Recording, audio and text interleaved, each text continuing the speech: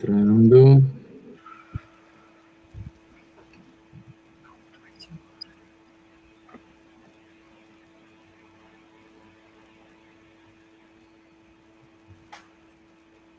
Estamos ao vivo, gente. Boa noite. Olá, boa noite a todos. Sejam muito bem-vindos à nossa terceira live do curso de formação inicial continuada de responsabilidade socioambiental. Então, quero dar boas-vindas aos alunos e à comunidade que está nos acompanhando. É um prazer muito grande receber os nossos convidados de hoje. Temos aqui hoje recebendo com muita gratidão pela presença, por estar prestigiando, né, esse momento, a Bianca Damo Ranzi e a Regina Schlickman Luciano. Pessoal, então, eu vou apresentar um currículo resumido da Bianca e da Regina, né? E hoje, o que a gente tem, né, de tema para conversar nesse momento são dois temas de suma importância que a gente vai abordar. O licenciamento ambiental, conversamos, né, no tópico 2 sobre legislação nacional, e o tópico 4 de sustentabilidade nas organizações vai ser abarcado, então, nessa conversa, nesse bate-papo com a Regina. Né? Então, vamos lá. A Bianca, ela possui graduação em Engenharia Sanitária e Ambiental pela UFSC, ela é mestre em Engenharia Ambiental também pela UFSC, e atuou como servidora na Divisão de Engenharia de Saúde Pública da Fundação Nacional de Saúde.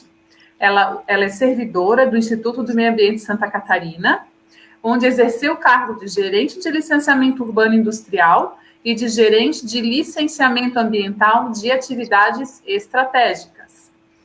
E também está conosco hoje a Regina Schlickman Luciano. A Regina é graduada em Ciências Contábeis pela Unisul, está concluindo sua especialização em Responsabilidade e Marketing Socioambiental na Faculdade Estácio de Sá. A Regina trabalha há 15 anos na Celesc, atuando inicialmente na área comercial e financeira do Núcleo Sul da empresa, e há 5 anos a Regina trabalha com responsabilidade social e atualmente gerencia essa assessoria na Celesc. Tá? Então, pessoal, vamos começar esse bate-papo. Nós separamos aqui algumas perguntas para a gente fazer para as nossas convidadas. Vocês fiquem muito à vontade para colocar também as suas perguntas nos comentários e também interagir conosco. Tudo bem? Vamos começar então, professor Érico? Vamos lá. Então, boa noite a todas e a todos. Agradecemos o aceite do convite, né, da Bianca e da Regina, conversar conosco sobre o tema. Esse nosso curso de responsabilidade socioambiental, né, se encerra agora em setembro, mas em outubro teremos outra edição também. Então, aqueles que tiverem interesse em participar, em breve teremos um edital aí para a próxima edição. Então, a gente tem conversado, né, primeira live, essa é a terceira de 3 lives que nós tivemos, é a última. Na primeira, a gente conversou um pouco sobre sustentabilidade no dia a dia, na segunda, sobre sustentabilidade na gestão pública, e hoje, então, vamos conversar, o pessoal está entrando aí, sejam todos bem-vindos, vamos conversar sobre licenciamento ambiental, como a professora Gisele falou, com a Bianca, que tem experiência nesta área. Eu e a professora Gisele somos professores desse curso no CERFEAD, do IFSC, que é o nosso centro de referência em educação à distância e formação. E então esse curso já é totalmente à distância, não é agora na pandemia, e a gente entendeu que nesse momento era importante abrir esses momentos, essas palestras e essas aulas para a comunidade, né, para que ficasse mais aberto, para que todos tivessem oportunidade também. Então, Bianca, seja bem-vinda, vamos começar com você. Eu vou colocar aqui você na tela.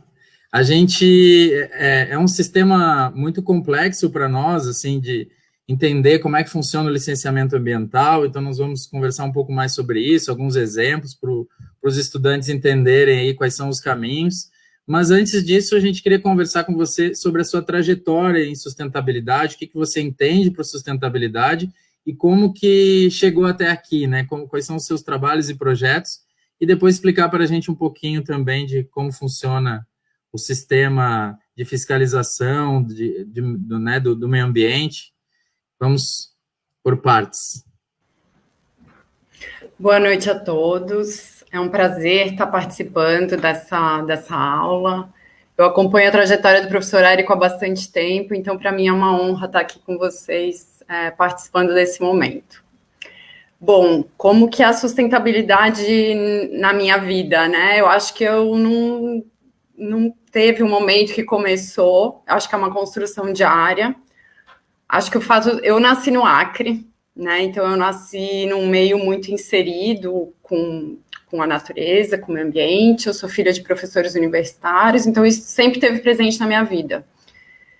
De alguma forma, isso me levou a estudar engenharia sanitária e ambiental, e hoje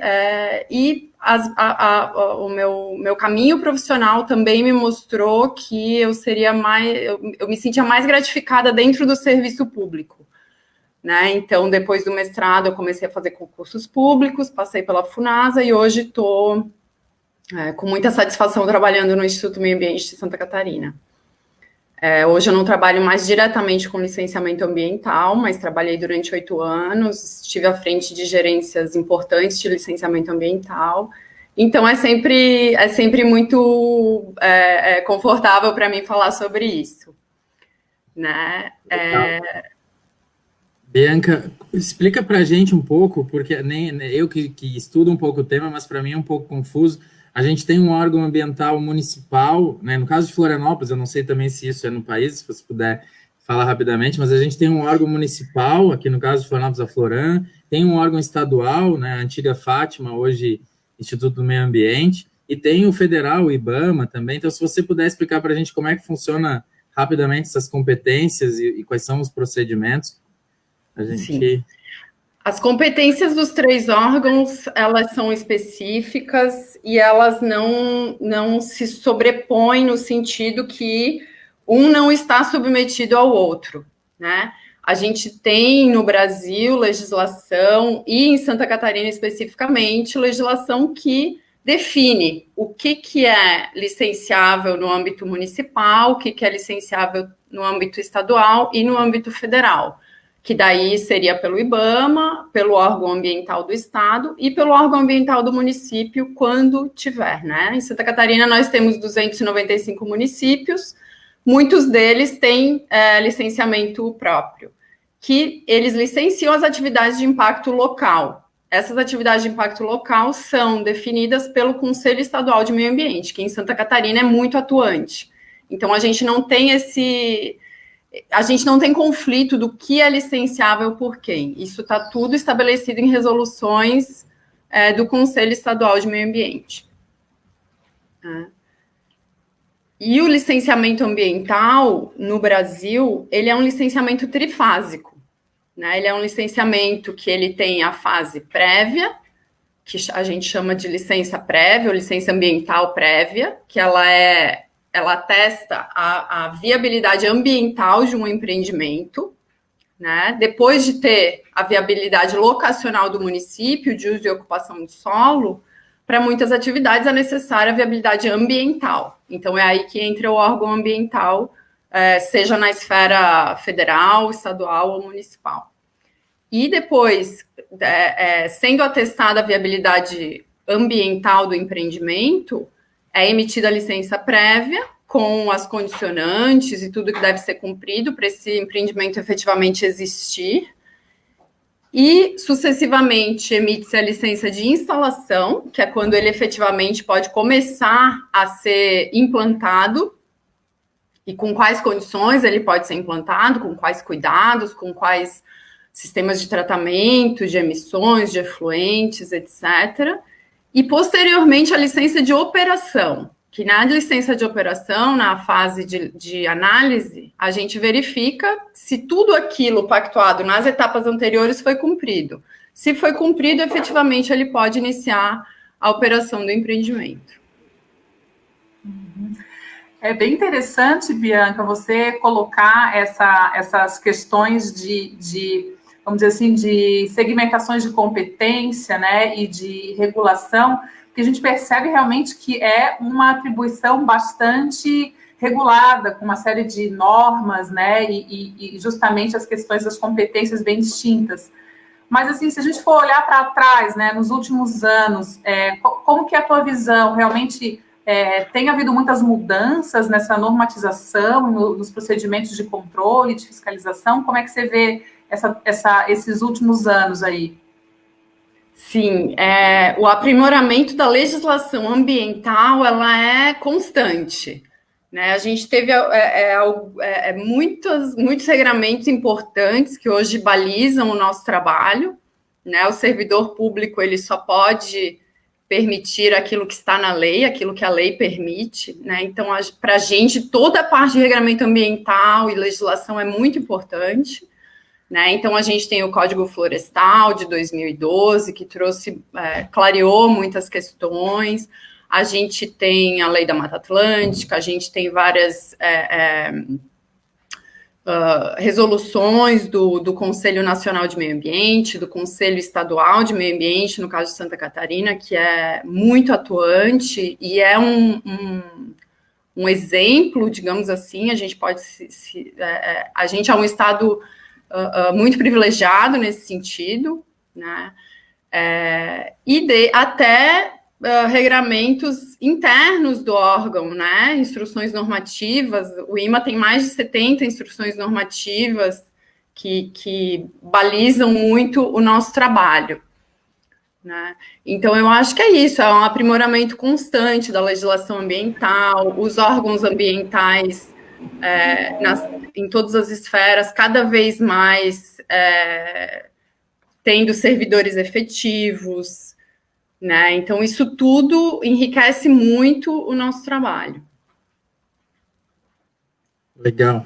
É interessante ouvir, Bianca, porque a gente entende, eu acho que esses órgãos, vamos chamar assim, esse sistema de governança ambiental, né, todas essas competências aí que não são concorrentes, acabam garantindo uma certa segurança e avanço ao meio ambiente, independente de governos locais, né, sejam prefeituras, governos estaduais ou federais, porque esses órgãos são técnicos, e como você falou, quanto mais equipes técnicas, acho que isso realmente qualifica, né, e dá mais segurança que a gente não regrida, né, mesmo com a legislação, a gente sabe que vai depender de equipes para fiscalizar. Então, nesse sentido, eu queria que tu nos contasse, assim, alguns 2 ou 3 casos de grandes obras aqui em Santa Catarina que, né, situações de compensação ambiental ou de fiscalização que levaram a uma melhoria do projeto ou que levaram a menos impacto. Então, se puder dar alguns exemplos para nós, para, né, entender como é que funciona na prática mesmo e para quem nunca acompanhou. Então, dentre os regramentos que a gente tem para licenciamento ambiental, a gente tem que, para licenciamento ambiental de obras de grande potencial de impacto ou potencial causador de poluição ambiental, elas são obrigadas a ter uma compensação equivalente a até 0,5% do valor do empreendimento, e esse valor deve ser destinado a uma unidade de conservação de proteção integral, tá? Então, essa compensação, ela não é facultativa, tá? Os empreendimentos de grande porte, que se enquadram nesse regramento, são obrigados a destinarem um valor até 0,5% do valor do empreendimento à unidade de conservação. Então, a gente tem várias compensações que são obrigatórias por lei. Então, eu nem vou citar aqui exemplos, porque quem cumpre isso está cumprindo o mínimo que a legislação exige, né? Então, de uma forma geral, nós temos, muitas vezes, a gente, em conjunto com o empreendedor, faz adaptações de projeto, melhorias, às vezes, de um layout, né? Mas a gente está evoluindo muito, as tecnologias estão evoluindo. Então, hoje a gente consegue ter, por exemplo, situações que conseguem reduzir muito para a implantação de um empreendimento, supressão de vegetação, por exemplo, né? Linhas de transmissão. Hoje, muitas linhas de transmissão, elas fazem lançamento de cabo com drone. Então, não precisa suprimir totalmente a vegetação para acesso a essa torre, né, só para o acesso à torre de lançamento, e não toda a linha de transmissão, por exemplo. Né, isso reduz muito, então isso é um ganho ambiental. A gente teve situações aqui, um exemplo que eu posso estar aqui em Santa Catarina, né? Foi feito um empreendimento, foi feito o licenciamento de um empreendimento de alto padrão, um condomínio de alto padrão no município costeiro aqui de Santa Catarina. E esse empreendimento, ele estava ao lado de uma comunidade de pescadores, né? O empreendimento em si, ele teria a sua estação de tratamento de esgoto para tratar o esgoto do empreendimento, para não poluir a praia que seria servida por esse empreendimento, que esse empreendimento estava ali coexistindo, né? Só que a colônia de pescadores não tinha tratamento de esgoto, né? E estava na mesma praia.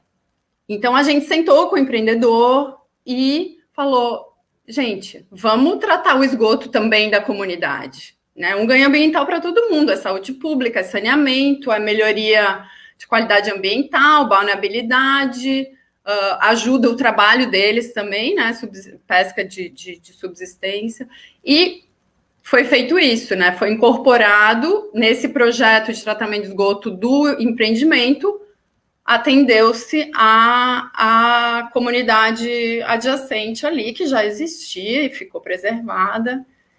Então, a gente é uma construção caso a caso, né? E esses exemplos que eu estou citando são exemplos que vão além do que a legislação, do que a legislação exige que se cumpra. Né? Então, todo o trabalho nosso sempre tem essa construção, essa tentativa de buscar novos olhares sobre aquilo que chega para a gente. Né? O empreendedor, ele chega com a sua ideia, do seu projeto, do que é o mais economicamente interessante, e a gente vai fazendo os ajustes com as equipes técnicas super competentes que os órgãos ambientais hoje têm.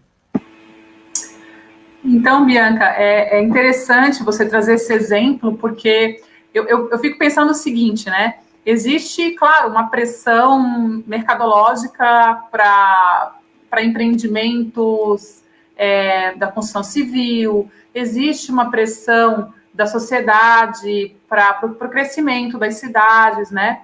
E aí fica esse dilema realmente, né? Como que a gente consegue fazer o equilíbrio, né? Entre o desejo social de melhoria, de crescimento, de progresso, é uma palavra que muitas vezes se fala que não combina com sustentabilidade, né? Na verdade não é bem assim, mas às vezes existe essa confusão. Então, assim, o que eu queria saber é como que você vê essa questão agora como um desafio do trabalho de técnicos da tua área, né? Ou de pessoas que estão inseridas nesse meio. A legislação, ela atrapalha, ela precisa ser aprimorada, ou, na verdade, a sociedade precisa repensar alguns valores? Como é que você vê isso? Olha, eu acho que é um pouco de tudo. Acho que hoje... Bianca, desculpa, só complementar a pergunta da professora Gisele, você acha que melhorou um pouco essa pressão, assim, que ali você falou até de um empreendedor, que é algo que foi além da legislação. Também, assim, se você acha, eu achei tão interessantes os exemplos, se você acha que o pensamento dos empreendedores, das autoridades, também melhorou em relação a isso, né? A gente conseguiu criar uma consciência ambiental?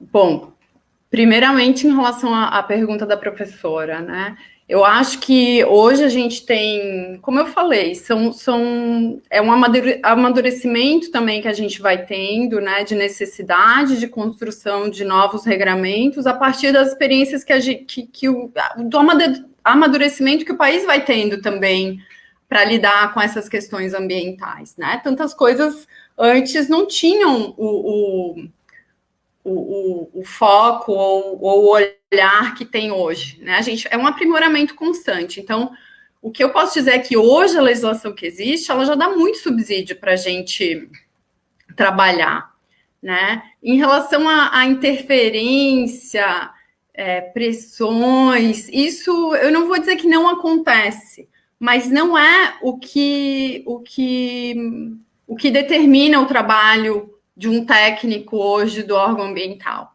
né? Nós temos doutores, nós temos pessoas muito capacitadas que têm o seu entendimento de eu, Bianca, no meu ideal, eu posso ser contra determinados tipos de intervenções, de empreendimento, né? Mas eu posso ser contra cortar uma árvore. Mas se para aquele caso a legislação diz que pode cortar uma árvore, que você pode cortar desde que você compense, desde que você recupere uma outra área, eu, Bianca, não posso, né? Eu não estou ali como... Eu estou ali como uma técnica que estou fazendo o meu trabalho. Então, a gente tem isso muito claro, né? E da mesma forma, a gente consegue subsidiar o nosso trabalho de uma forma que blinda para essas pressões externas, né? Porque é tudo muito bem embasado tecnicamente, não é o sim pelo sim e o não pelo não, né? E desculpa, professora, eu esqueci a sua intervenção. Se melhorou a consciência ambiental da sociedade, empresários e autoridades? Sim, até eu queria dar um exemplo, né? Acho que no início desse ano eu presidi uma audiência pública de um empreendimento numa comunidade que seria um estaleiro, um estaleiro de barcos, e a comunidade com bastante receio, se colocando ali, a audiência pública é um momento para isso, né? E o empreendedor falou, gente, eu tô aqui, eu vim, a proposta do meu projeto é essa, mas eu quero ter uma boa vizinhança com vocês, eu não quero estar onde eu não sou aceito, onde o meu empreendimento não é aceito, né? Eu não vou chegar aqui e obrigar e criar uma situação difícil de convivência, né? Então, foi muito interessante isso, e é isso que a gente tem visto de uma forma geral, eu acho que é esse olhar de coexistir com a comunidade local, com o local onde você está inserido, né? A gente não está numa bolha, né? Você vai ter que fazer uma vizinhança, uma política de boa vizinhança com aquele local. Obrigada, Bianca. Realmente a questão de coexistência dos interesses, né, de todos os atores, né, do contexto. Aí a gente realmente fala de comunidade, a gente fala de empresa, né, a gente fala de, enfim, do ecossistema, né, justamente buscar esse equilíbrio, né. Bianca, muito obrigada pela tua participação, continua com a gente, que ainda no final a gente ainda vai te perguntar e deixar um espacinho para as tuas considerações. Ótimo, obrigada. Vamos lá. Pode falar. Acho que é legal, só para complementar também, que a fala que a Bianca trouxe, embora seja um pouco mais técnica em relação ao licenciamento, a gente consegue enxergar as 3 dimensões que a gente apresenta aos estudantes no curso: a ambiental, a econômica, né, em relação aos empresários, né, a viabilidade sem ser um capitalismo selvagem, e também a social, né, esses exemplos que a Bianca foi falando ali em relação à comunidade de pescadores. Então, como a gente vê que realmente sustentabilidade não é pensar só um ponto, né, é uma questão de respeito a todas essas dimensões. Então, vamos passar, então, agora, obrigado, Bianca, a gente vai passar um pouquinho para a Regina. A Regina atua na Celesc, pessoal. A Celesc é a Companhia de Energia Elétrica de Santa Catarina, né, para os nossos estudantes que estão fora de Santa Catarina, e ela é assessora de responsabilidade socioambiental atualmente. Então, Regina, a gente queria saber como que a empresa aplica a sustentabilidade, se você poderia citar alguns exemplos também, né, nas 3 dimensões: social, ambiental e econômica, e explicar um pouquinho para a gente como é que funciona a sustentabilidade na Celesc. Eu tenho uma dúvida, é uma relação, a sua assessoria, ela cuida da sustentabilidade dentro da Celesc, assim, para com os colaboradores e nos setores, ou é em relação aos projetos da Celesc para a sociedade? Também, se puder explicar. Boa noite a todos que nos acompanham, professor Hélio, professora Gisele, obrigada pelo convite. Boa noite, Bianca. Bom, chegou o momento de a gente fazer aquela projeçãozinha, professor, se puder liberar ali. A nossa área, né, hoje a gente atua com responsabilidade social, e a responsabilidade social, né, ela está diretamente ligada à sustentabilidade, porque uma empresa sustentável, ela também é uma empresa responsável socialmente, e que, diferentemente do que algumas pessoas sempre ligam, né, a projetos sociais, a gente não está estritamente vinculado a projetos sociais, porque esse conceito ele é muito mais abrangente, né? Hoje a gente precisa sempre estar olhando as nossas partes interessadas, visualizando as ações que a gente tem, os impactos que a empresa promove com essas ações, e no caso de impactos negativos, de como estar mitigando esses impactos.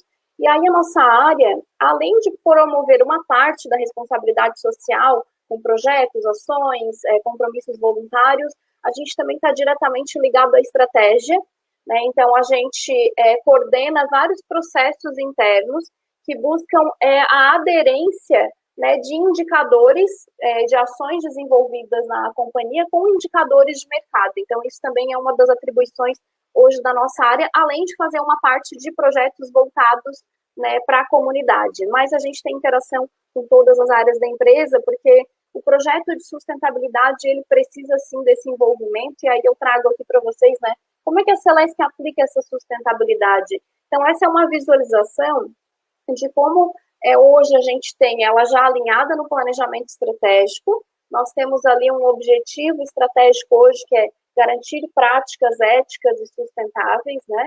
Temos uma política de responsabilidade social definida na organização, que ela tem 7 princípios que vão orientar, são as diretrizes, né, para outras políticas, programas, projetos e ações desenvolvidos dentro da empresa.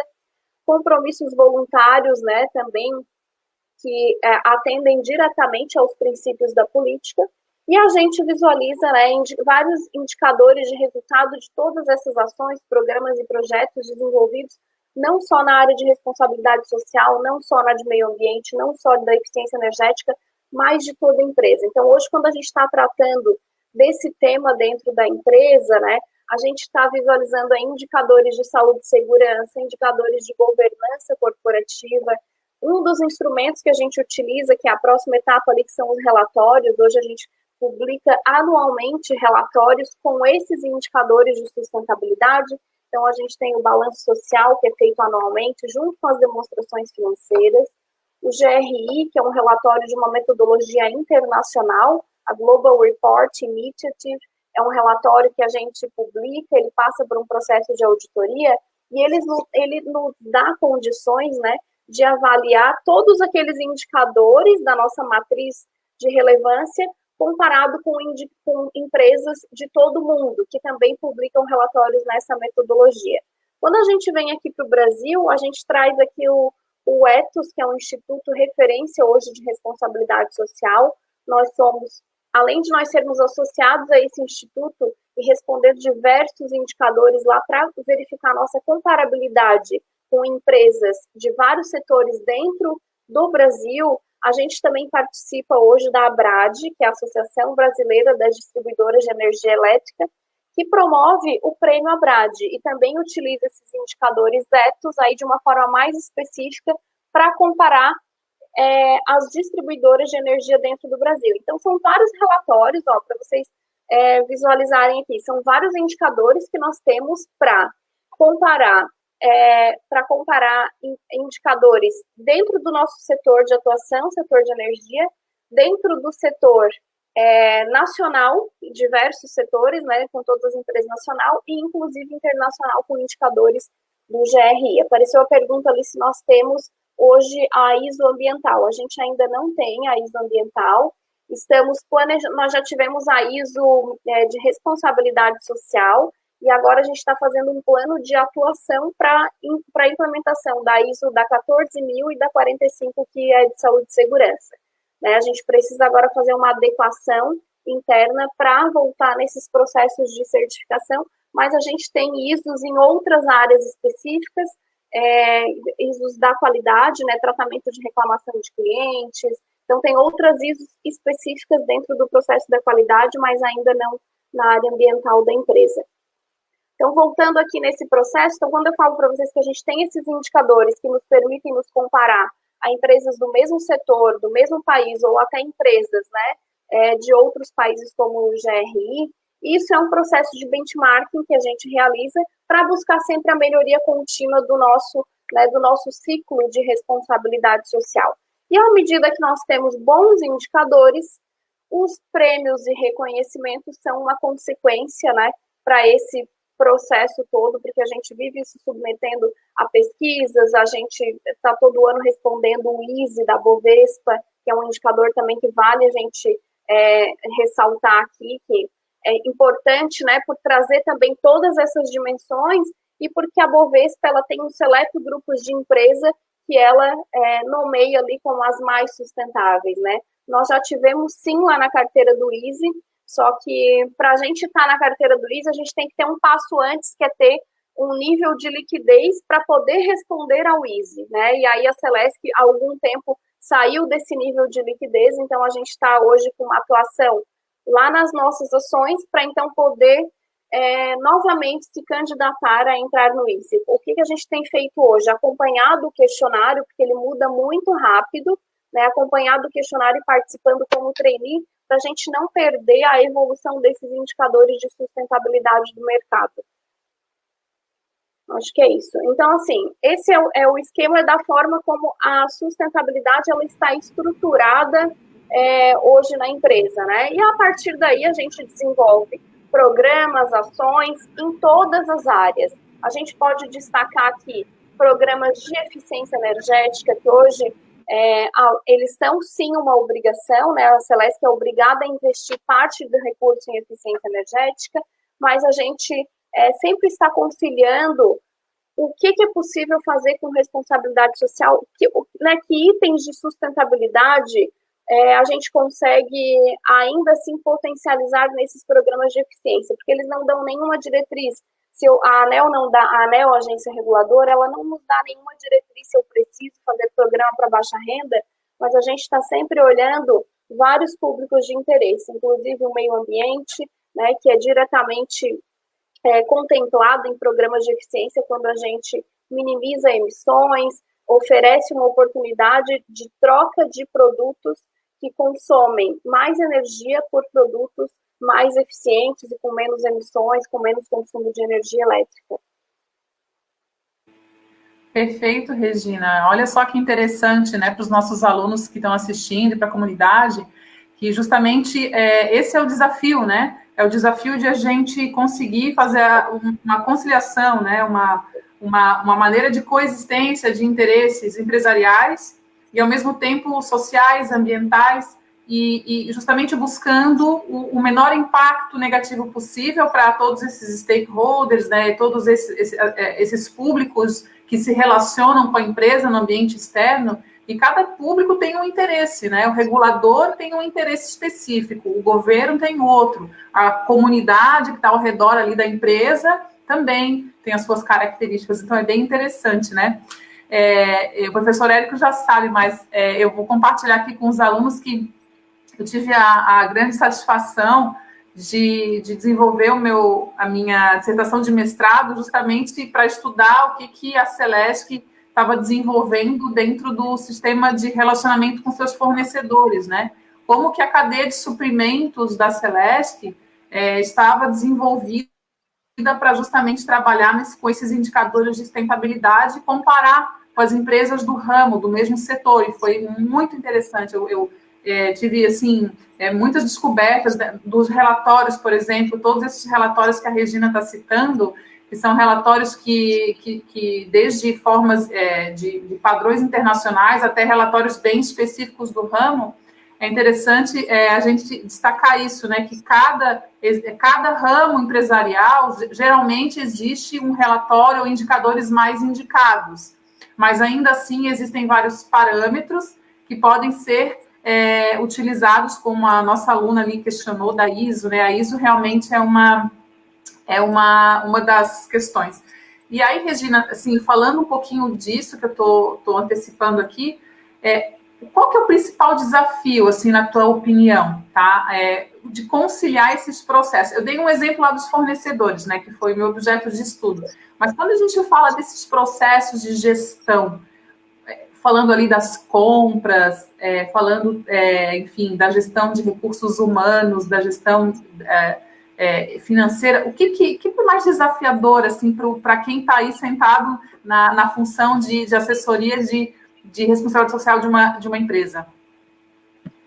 Bem, acho que desafios a gente tem inúmeros aqui para elencar quando a gente fala de sustentabilidade, né? Porque o processo ele é extremamente complexo, né? E lá atrás a gente tinha outros desafios. Lá em 2006, quando a Celesc, né, começou a subscrever os primeiros compromissos voluntários de compacto global, começou a ser uma empresa amiga da criança, subscrever compromissos, né, como a Childhood, que é uma instituição internacional de proteção à infância.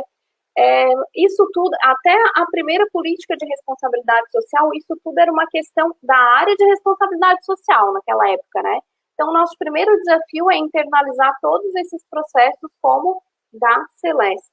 E as pessoas ainda, algumas ainda veem isso muito restrito à área que desenvolve os processos, e isso, sim, é um grande desafio. À medida que a própria ANEEL, né, como agência reguladora, a própria ABRAD, que é a associação hoje das distribuidoras de energia, que por mais que a gente não tenha hoje no mercado onde nós distribuímos energia uma concorrência, elas acabam promovendo, né, processos para que a gente ganhe uma comparabilidade com outras distribuidoras, e isso gera uma boa competição, porque as distribuidoras buscam ser melhores, né? Então, à medida que elas passaram a instituir mecanismos de comparação e começaram a ser oficiais, esse desafio foi ficando um pouco menor, porque a gente começou a trazer já para dentro de processos executados em toda a empresa critérios de sustentabilidade. Mas, sem dúvida nenhuma, os desafios eles ainda são grandes, porque a sustentabilidade, né, o questionário do ISE muda a cada 2 anos, o questionário da ABRAD muda. Então, hoje, se você está atendendo, a gente conseguiu implementar uma gestão de fornecedores. Olha, lá na Celesc a gente instituiu uma política de fornecedores, cláusulas contratuais em contratos, a gente chama os fornecedores para fazer workshops, né, e conversar com eles sobre diversos temas da nossa política de responsabilidade social. Aí o que o questionário lá está pedindo, o que o mercado já está pedindo para eu fazer? O mercado está pedindo para eu fazer a fiscalização no fornecedor. Então, a gente, com muito movimento, está fazendo lá no plano de auditoria, vamos começar a fazer as auditorias nos fornecedores, as inspeções de saúde e segurança hoje já são feitas nos fornecedores da empresa. Então, a gente não tem mais que olhar saúde e segurança somente no meu empregado, eu já tenho que fazer inspeção no meu fornecedor. Aí o questionário mudou, o que eu preciso olhar agora? Eu começo a precisar olhar o meu subfornecedor, a cadeia de fornecedor. Então, cada vez o desafio vai aumentando, né? Hoje a gente, né, para uma empresa é bastante difícil, né, no caso do licenciamento ambiental, é um processo muito grande para a gente conseguir dar conta. E aí, quando a gente vai olhar todos os critérios de sustentabilidade, tem muita coisa que a gente precisa fazer além do obrigatório, né? Quando, um exemplo legal que eu vou trazer aqui, quando a gente começou a olhar nas questões sociais, né, projetos para comunidades. Você desenvolve projetos com egresso do sistema prisional? Gente, a Celesc é uma empresa que admite por concurso público. Como é que a gente vai fazer isso? Então, a gente foi lá nos projetos de eficiência energética, né? A gente tem diversos cursos de capacitação, e há 2 anos nós lançamos um curso, né, de capacitação gratuita para as comunidades atendidas pelos projetos. E qual foi o nosso público alvo naquele momento? Foram os egressos do sistema prisional e as mulheres, porque uma das outras, né, um grande impacto de empresas como a nossa, que é de infraestrutura, é a desigualdade de gênero no setor, especialmente nas áreas técnicas.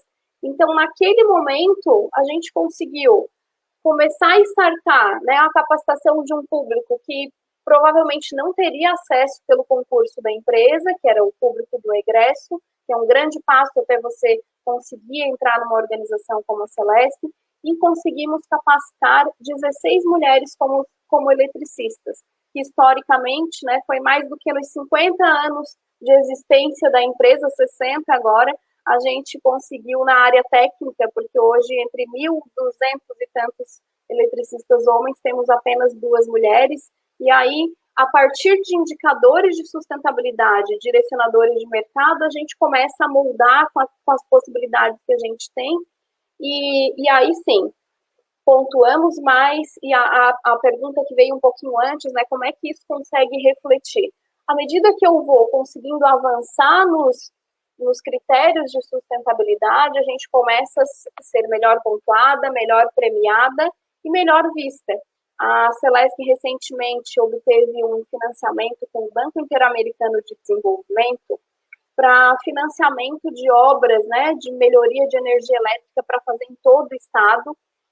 São obras bastante complexas, e o BID, ele é um banco que ele oferece um recurso a taxas muito atrativas para empresas de infraestrutura como a nossa, porém, ele não faz isso sem olhar os nossos indicadores de responsabilidade social. Então, uma das primeiras áreas que eles vieram conversar foi a nossa, entender como é que funcionava todo esse processo, e ainda assim, estamos desenvolvendo dentro do programa BID uma contrapartida social que vai ser um trabalho, né, que já estamos começando a desenvolver, de igualdade de gênero dentro das áreas técnicas da empresa. A gente sabe que diretamente é muito difícil, né, conseguir atuar nisso, mas aí o BID já pergunta, o que a Celesc está fazendo para minimizar, né, a cultura, porque a gente sabe que é um problema cultural, a igualdade de gênero, né, mas então vamos estabelecer um plano para a gente começar a atuar dentro e fora da organização.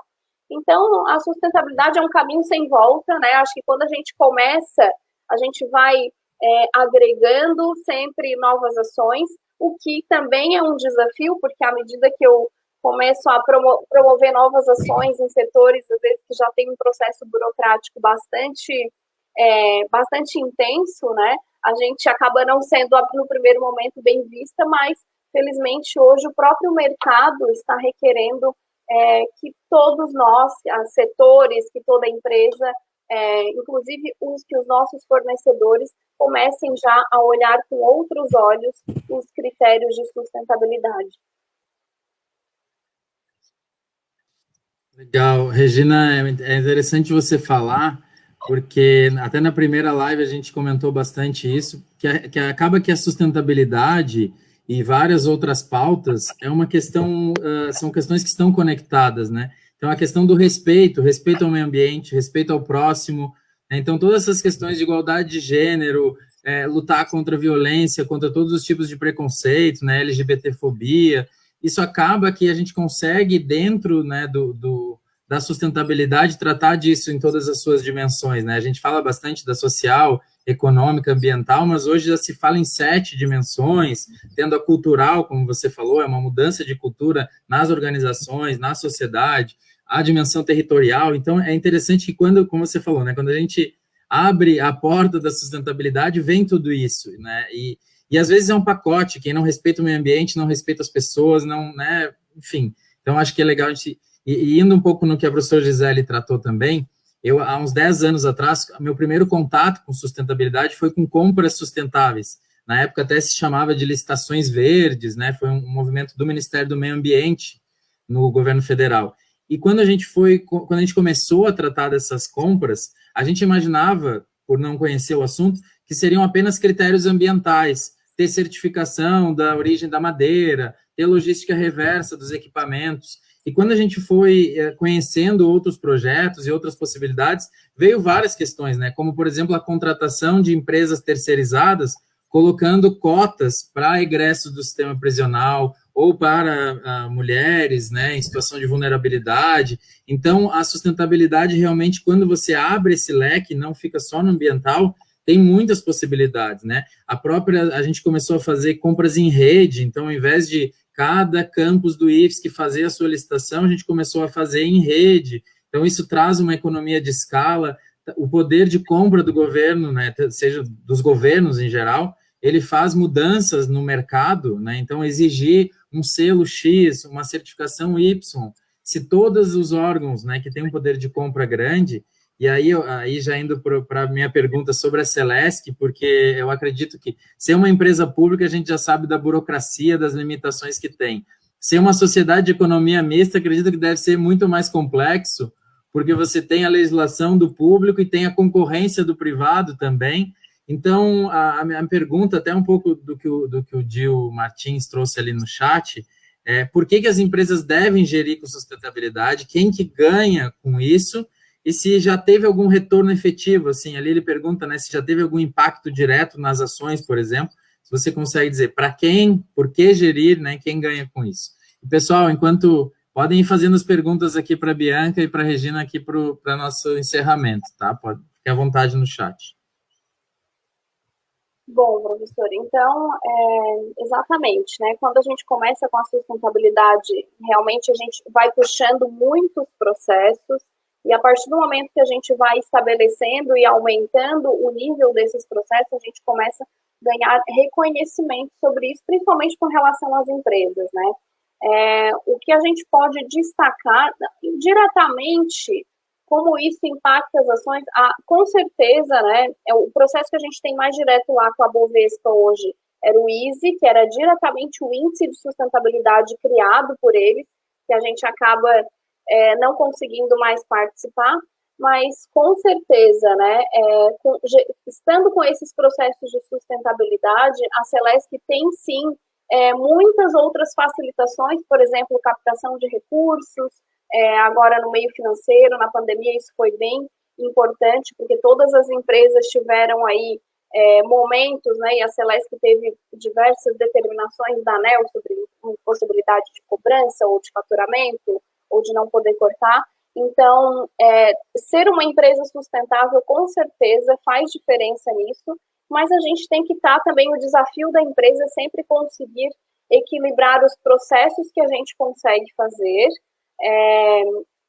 sabendo da possibilidade, né, dos ganhos que isso vai trazer, mas também olhando a questão de custos, né? Já teve, antes, quando a gente conseguia se candidatar a estar dentre as empresas da carteira do ISE, nós desenvolvíamos planos de ação para atender aqueles indicadores que a gente ainda não conseguia responder, porque a gente sabia que era muito importante para nós estarmos entre as poucas, né, acho que em torno de 40 empresas dentro da carteira do ISE. Mas sempre olhando a questão financeira também. Naquele momento, a certificação ambiental ela não era viável. Agora, a gente já começa a pensar na certificação como um dos nossos próximos objetivos. Apesar de que a gente sabe de todos os custos que tem ao trazer uma certificação, a gente entende também os benefícios que ela pode trazer, tanto para a imagem da empresa, mas principalmente, né, para controles internos da empresa e para o desenvolvimento dos processos conforme a certificação, que a gente sabe que tem procedimentos super rigorosos e que ela vai fazer com que a gente evolua na gestão de diversos processos dentro da empresa. Faltou alguma pergunta para eu responder, professor? Não, acho que foi por aí mesmo, Regina, muito esclarecedor. Não sei se a professora Gisele tem alguma pergunta aí, senão eu passo de volta. Não, professor, acho que a gente... poxa, a explicação aqui que a Regina colocou agora foi muito interessante, porque mostra realmente que todos têm a ganhar, né? Não é apenas uma questão de, mesmo que você seja uma companhia de capital aberto, que você tenha os interesses dos acionistas, né, a serem protegidos ou a serem priorizados, você também tem questões que a empresa tende a ganhar muito na sua governança, né, na sua relação com seus fornecedores, na questão da prevenção, né, também. Isso tudo tem um custo, mas tem um retorno, né, isso que é importante. Eu acho agora, professor, pela questão do nosso tempo aqui, da nossa interação, que a gente pode passar para as perguntas, para as considerações finais. Podemos passar, professor? Certo. A gente sempre tem um momento de perguntas surpresas para as nossas convidadas. Primeiro, agradecer, né? Acho que as explicações de vocês, embora técnicas, realmente apresentaram um pouco sobre o licenciamento, sobre um projeto de sustentabilidade de uma grande empresa, mas agora perguntar para a Regina e para a Bianca, não para as técnicas especialistas no tema, como ser sustentável nesse dia a dia, porque às vezes a gente fica enxergando isso, né? Eu preciso ter um projeto, eu preciso ter um programa, mas o que a Bianca e a Regina fazem no dia a dia de pequenas questões e como ser mais sustentável, então, nesse dia a dia aí, que mensagem vocês deixam para o nosso público aí? Responder primeiro, Bianca, para seguir a ordem. Pode ser. É uma reflexão interessante, né? Apesar de trabalhar com isso todos os dias, eu acho que é como a Regina colocou tão bem, né? É uma construção e isso acaba permeando todas as áreas da vida da gente, né?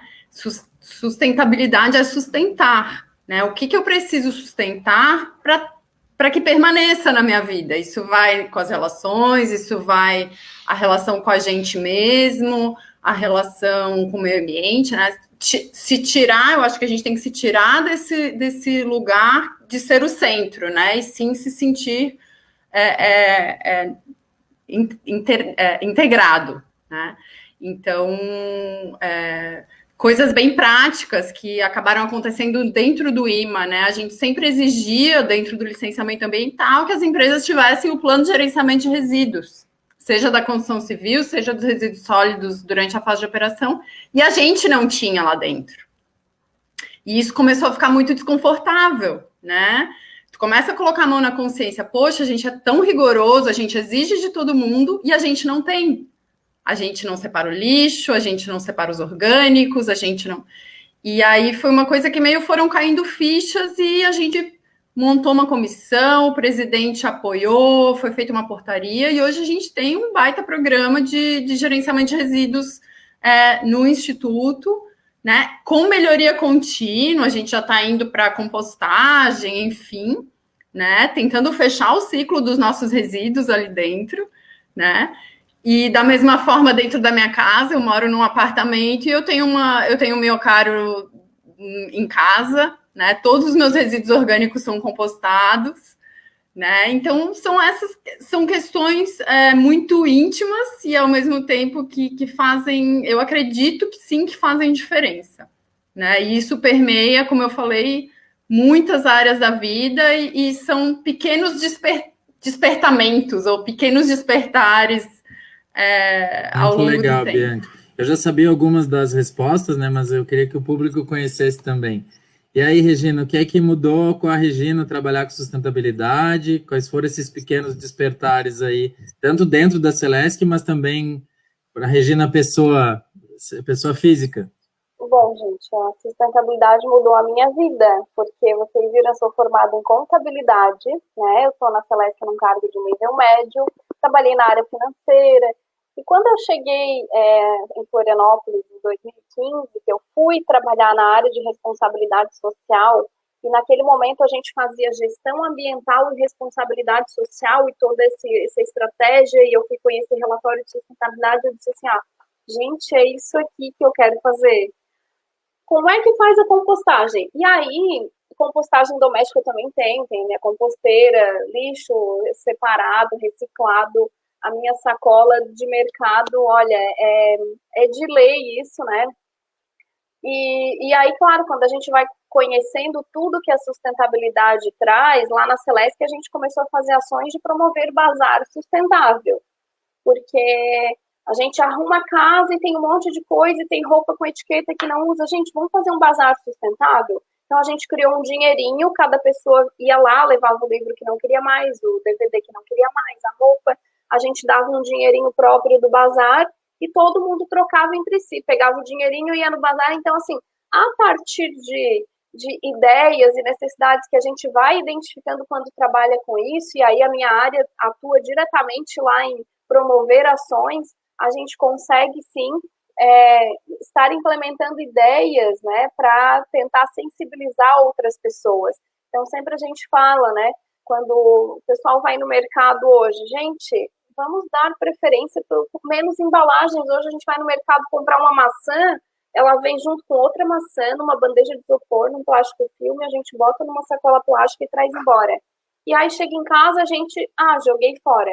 Não existe mais fora, né? Então a gente tem que pensar que quando a gente atua com sustentabilidade, estamos começando, a empresa que está fazendo, eu tenho a oportunidade de aprender, então é o planeta todo que está ganhando com isso, né? Somos nós e as nossas, com certeza, futuras gerações aí que vamos ganhar quando a gente aprender e internalizar a sustentabilidade. Então, acho que é uma oportunidade diária, todos os dias a gente descobre novos paradigmas culturais, agora a gente está trabalhando bem forte a questão de gênero, então a gente fica se pensando assim, questão de gênero, bem importante, né? Descoberta que eu fiz, olha só.